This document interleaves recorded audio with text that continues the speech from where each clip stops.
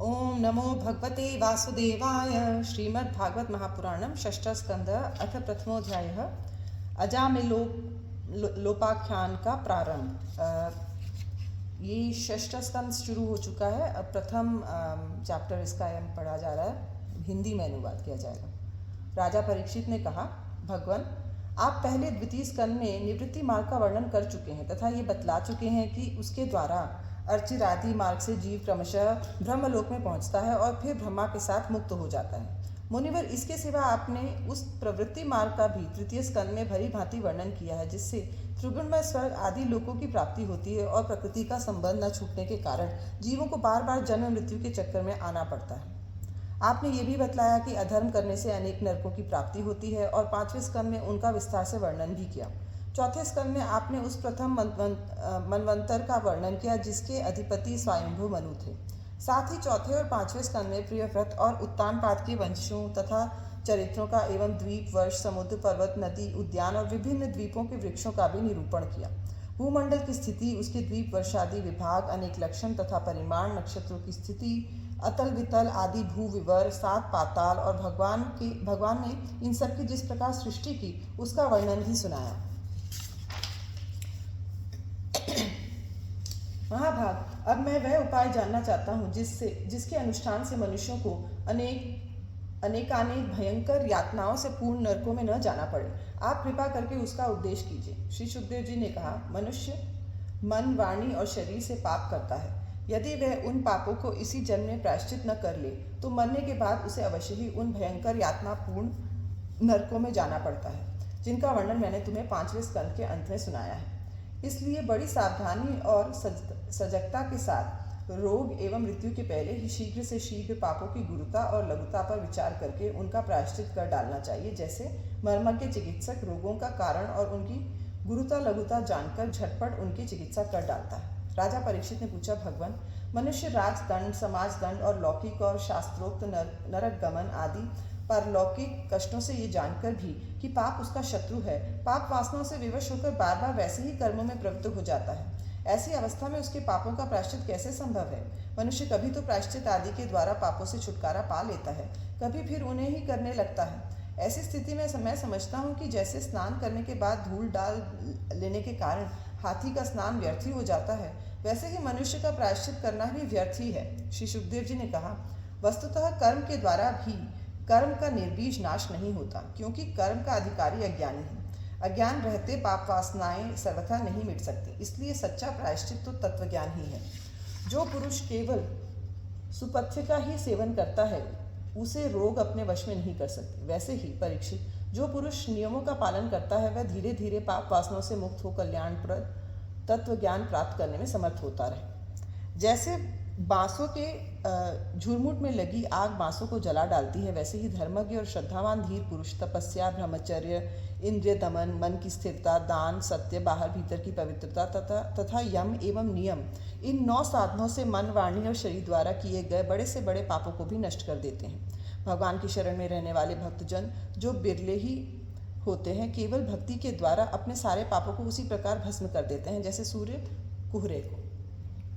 परीक्षित, पापी पुरुष की जैसी शुद्धि भगवान को आत्मसमर्पण करने से और उनके भक्तों का सेवन करने से होती है, वैसे तपस्या आदि के द्वारा नहीं होती।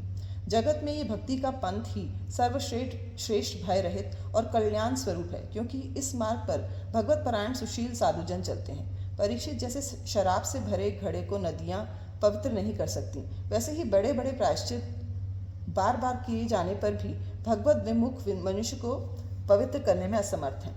जिन्होंने अपने भगवत गुणानुरागी मन मधुकर को भगवान श्री कृष्ण के चरणारविंद में मकरंद का एक बार पान कर दिया, उन्होंने सारे प्रायश्चित कर लिए। वे स्वप्न में भी यमराज और उनके पाशधारी दूतों को नहीं देखते, फिर नरक की तो बात ही क्या है। परीक्षित, इस विषय में महात्मा लोग एक प्राचीन इतिहास कहा करते हैं। उसमें भगवान विष्णु और यमराज के दूतों का संवाद है। तुम मुझसे उसे सुनो। कानिकुब्ज नगर कन्नौज में एक दासीपति ब्राह्मण रहता था। उसका नाम था अजामिल। दासी के संसर्ग से दूषित होने के कारण उसका सदाचार नष्ट हो चुका था। वह पतित कभी पटोइयों को बांधकर उन्हें लूट लेता, कभी लोगों को जुए के छल से हरा देता, किसी का धन धोखाधड़ी से ले लेता तो किसी का चुरा लेता। इस प्रकार अत्यंत निंदनीय वृत्ति का आश्रय लेकर वह अपने कुटुंब का पेट भरता था और दूसरे प्राणियों को बहुत ही सताता था। परीक्षित, इसी प्रकार वह वहां रहकर दासी के बच्चों का लालन पालन करता रहा। इस प्रकार उसकी आयु का बहुत बड़ा भाग 88 वर्ष बीत गया। बूढ़े अजामिल के 10 पुत्र थे। उनमें सबसे छोटे का नाम था नारायण। माँ बाप उससे बहुत प्यार करते थे। वृद्ध अजामिल ने अत्यंत मोह के कारण अपना संपूर्ण हृदय अपने बच्चे नारायण को सौंप दिया था। वह अपने बच्चे की तोतली बोली सुन सुनकर तथा बाल सुलभ खेल देख देख कर फूला नहीं समाता था। अजामिल बालक के स्नेह बंधन में बंध गया तथा जब वह खाता तब उसे भी खिलाता, जब पानी पीता तो उसे भी पिलाता। इस प्रकार वह अतिशय मूढ़ हो गया था। उसे इस बात का पता ही न चला कि मृत्यु मेरे सिर पर आ पहुंची है। वह मूर्ख इसी प्रकार अपना जीवन बिता रहा था कि मृत्यु का समय आ पहुंचा। अब वह अपने पुत्र बालक नारायण के संबंध में ही सोचने विचारने लगा। इतने में ही अजामिल ने देखा कि उसे ले जाने के लिए अत्यंत भयावह 3 यमदूत आए हैं। उनके हाथों में फांसी है, मुंह टेढ़े टेढ़े हैं और शरीर के रोए खड़े हुए हैं। उस समय बालक नारायण वहां से कुछ दूरी पर खेल रहा था। यमदूतों को देखकर अजामिल अत्यंत व्याकुल हो गया और उसने बहुत ऊंचे स्वर से पुकारा, नारायण। भगवान के पार्षदों ने देखा कि वह मरते समय हमारे स्वामी भगवान नारायण का नाम ले रहा है, उनके नाम का कीर्तन कर रहा है, अतः वह बड़े वेग से झटपट वहां आ पहुंचे। उस समय यमराज के दूत दासीपति अजामिल के शरीर में से उसके सूक्ष्म शरीर को खींच रहे थे। विष्णु दूतों ने उन्हें बलपूर्वक रोक दिया। उनके रोकने पर यमराज के दूतों ने उनसे कहा, अरे धर्मराज की आज्ञा का निषेध करने वाले तुम लोग हो कौन?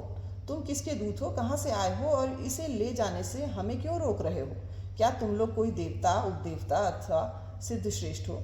हम देखते हैं कि तुम सब लोगों के नेत्र कमल दल के समान कोमलता से भरे हैं। तुम पीले पीले रेशमी वस्त्र पहने हो, तुम्हारे सिर पर मुकुट, कानों में कुंडल और गले में कमल के हार लहरा रहे हैं। सबकी नई अवस्था है, सुंदर सुंदर 4 भुजाएं हैं। सभी के कर कमलों में धनुष, तरकश, तलवार, गदा, शंख, चक्र, कमल आदि सुशोभित हैं। तुम लोगों की अंग कांति से दिशाओं का अंधकार और प्राकृत प्रकाश भी दूर हो रहा है। हम धर्मराज के सेवक हैं, हमें तुम लोग क्यों रोक रहे हो? श्री सुखदेव जी कहते हैं, परीक्षित, जब यमदूतों ने इस प्रकार कहा तब भगवान नारायण के आज्ञाकारी पार्षदों ने हंसकर मेघ के समान गंभीर वाणी से उनके प्रति यों कहा। भगवान के पार्षदों ने कहा, यमदूतों, यदि तुम लोग सचमुच धर्मराज के आज्ञाकारी हो तो हमें धर्म का लक्षण और धर्म का तत्व सुनाओ। दंड किस प्रकार दिया जाता है? दंड का पात्र कौन है? मनुष्यों में सभी पापाचारी दंडनीय हैं अथवा उनमें से कुछ ही? यमदूतों ने कहा, वेदों ने जिन कर्मों का निधान किया है वे धर्म है और जिनका निषेध किया है वे अधर्म है। वेद स्वयं भगवान के स्वरूप हैं, वे उनके स्वाभाविक श्वास प्रश्वास एवं स्वयं प्रकाश ज्ञान है, ऐसा हमने सुना है। जगत के रजोमय, सत्वमय और तमोमय सभी प्राणी अपने परम आश्रय भगवान में ही स्थित रहते हैं। वेद ही उनके गुण, नाम, कर्म और रूप आदि के अनुसार उनका यथोचित विभाजन करता है।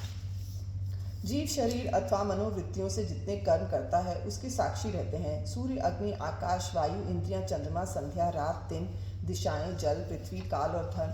इनके द्वारा अधर्म का पता चल जाता है और तब दंड के पात्र का निर्णय होता है। पाप कर्म करने वाले सभी मनुष्य अपने अपने कर्मों के अनुसार दंडनीय होते हैं। निष्पाप पुरुषों, जो प्राणी कर्म करते हैं उनका गुणों से संबंध रहता ही है, इसीलिए सभी से कुछ पाप और कुछ पुण्य होते ही हैं और देहवान होकर कोई भी पुरुष कर्म किए बिना रह नहीं सकता। इस लोक में जो मनुष्य जिस प्रकार का और जितना अधर्म या धर्म करता है वह परलोक में उसका उतना और वैसा ही फल भोगता है। देव शिरोमणियों, सत्व, रज और तम, इन तीनों गुणों के भेद के कारण इस लोक में भी 3 प्रकार के प्राणी दिख पड़ते हैं, पुण्यात्मा, पापात्मा और पुण्य पाप दोनों से युक्त अथवा सुखी दुखी और सुख दुख दोनों से युक्त। वैसे ही परलोक में भी उनकी त्रिविधता का अनुमान किया जाता है। वर्तमान समय ही भूत और भविष्य का अनुमान करा देता है, वैसे ही वर्तमान जन्म के पाप पुण्य भी भूत और भविष्य जन्मों के पाप पुण्य के अनुमान करा देते हैं। हमारे स्वामी अजन्मा भगवान सर्वज्ञ यमराज सबके अंतःकरणों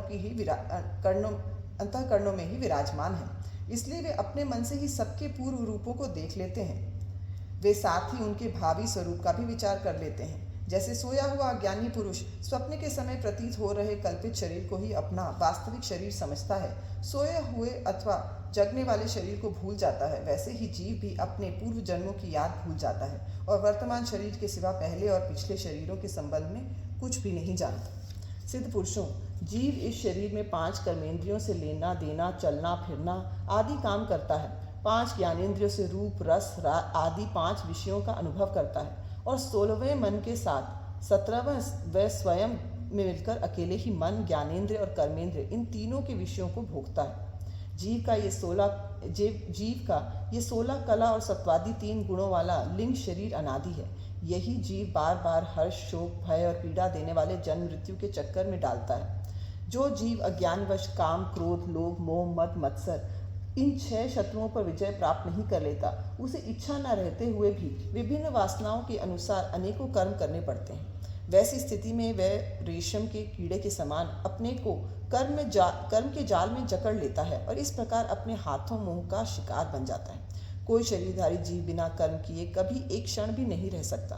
प्रत्येक प्राणी के स्वाभाविक गुण बलपूर्वक विवश करके उसे कर्म कराते हैं। जीव अपने पूर्व जन्मों के पाप पुण्यमय संस्कारों के अनुसार स्थूल और सूक्ष्म शरीर प्राप्त करता है। उसकी स्वाभाविक एवं प्रबल वासनाएं कभी उसे माता के जैसा स्त्री रूप बना देती हैं तो कभी पिता के जैसा पुरुष रूप। प्रकृति का संसर्ग होने से ही पुरुष अपने को अपने वास्तविक स्वरूप के विपरीत लिंग शरीर मान बैठा है। ये विपर्य भगवान के भजन से शीघ्र ही दूर हो जाता है। देवताओं, आप जानते ही हैं कि ये अजामिल बड़ा शास्त्रज्ञ था। शील, सदाचार और सद्गुणों का तो ये खजाना ही था।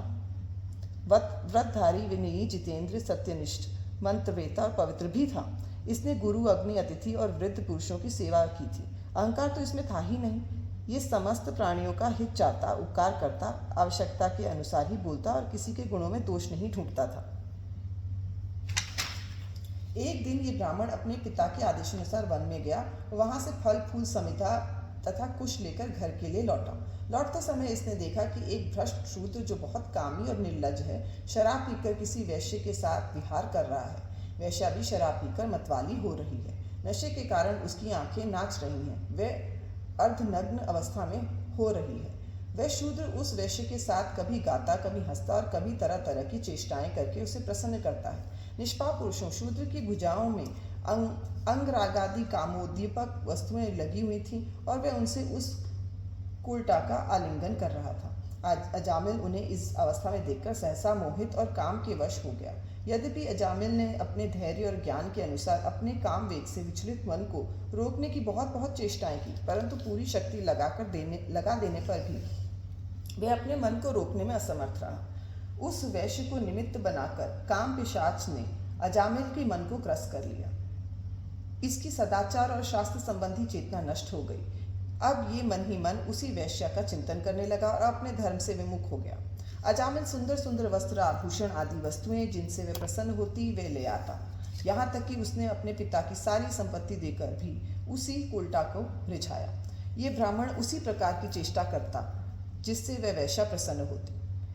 उस स्वच्छंदचारिणी कुलटा की तिरछी चितवन ने उसके मन को ऐसा लुभा लिया कि इसने अपनी कुलीन नव युवती और विवाहिता पत्नी तक का परित्याग कर दिया।